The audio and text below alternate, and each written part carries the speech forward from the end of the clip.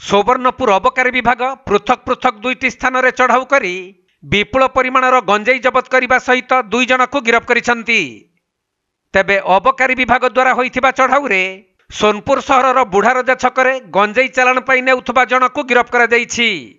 गिरफ युवक जनक हेले बौद्ध जिला बाउंशुणी थाना टाटर किला गाँवर कौस्तुभ खटुआ। ता निकटरू 5 केजी गंजेई और बाइक को जबत करिछि अबकारी विभाग।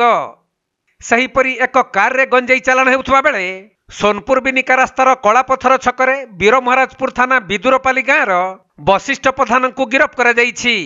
आउ कार भितर थिबा 80 केजी गंजेई एवं कार को मध्य जबत करा जायछि।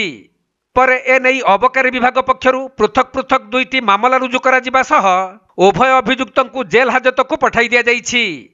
आज सकाले हमर जॉइंट रेड हेतिला Sonpur excise team district mobile unit और रेंज मिलित भाव चढ़ाऊ कर आमर सोनपुर उपकंठ बुढ़ारजा छक एवं कलापथर पाखर गंजेई जबत होती ए संक्रांत रे 2 गोटी मामला रुजु कराई 63/24/25 मामला रुजु कराई वशिष्ठ प्रधान नामक जन व्यक्ति को गिरफ्त कराई एवं ए संक्रांत रे तांको पाखर 80 केजी गंजेई एवं गोटे धला रंगर Maruti Suzuki Swift Dzire car जबत कराई।